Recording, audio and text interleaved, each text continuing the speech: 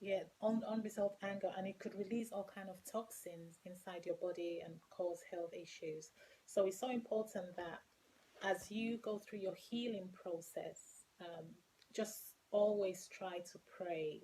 You know, just say, God, I need help. Help me to release this anger. Um, the effects it's having on me. Find healing in your hearts, in your mind, in your spirit, in your soul. It is a process. And it's not something that can take place in 24 hours or a day or a week or a month. For some people, it's taking a little bit much longer than that. Because as you progress in your life and as you go through the recovery process, there are times you might have a trigger. Something you can read a newspaper article of something that has happened to someone else, and suddenly it triggers your memory. And you begin to remember how it's affected you. So, like I shared from Genesis chapter 4 about Cain and Abel, he had unresolved anger. It wasn't sexual abuse that took place there, but the anger is still anger.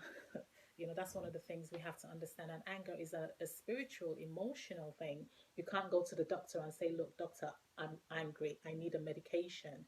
So that's where the word of God comes in, because the word of God is medicine. As you begin to pray and just ask the Lord to release you, because the way God designed us is he designed us with, we have a spirit, we have a soul, emotions and things, and some things cannot be dealt with medication. And anger is something that cannot be dealt with medication. It's something that you have to make up in your heart and in your mind, that you don't want to carry this anger. You don't want um, to be affected by these angry feelings. Because most of the time, after people have been abused, years down the line, the abusers have moved on in their lives. And you find out that sometimes the survivors of sexual abuse are still battling with issues 5, 10, 15, 20, even 30 years later. And the abusers have moved on in their lives. So it's so important that if you've experienced sexual abuse, it's a daily process. Take it daily, so that you can also move on in your life, so you can find healing, wholeness, and you can be happy again.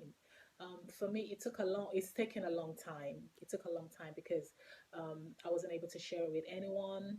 And as a result of that, the wounds, grew deep and deeper and things like that. So I just want to encourage you in dealing with unresolved anger. Um, it's a step by step process, and release it, gradually release it. When the thought comes and you become angry, sometimes you just have to speak to yourself and say, "Look, I'm not going to be angry.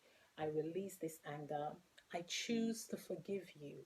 That is another teaching that I'll be doing about dealing with forgiveness. I choose to forgive you so that I can free myself from this pain.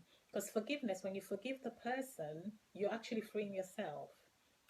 It's something that I didn't understand, but you're actually freeing yourself from the hurts, the wounds, the bitterness, that could release all kind of things, toxins, health issues. So um, it's a process. It's a process. So it's a process. It's a daily process. It's a daily process, and the Word of God has helped me a lot. Praying has helped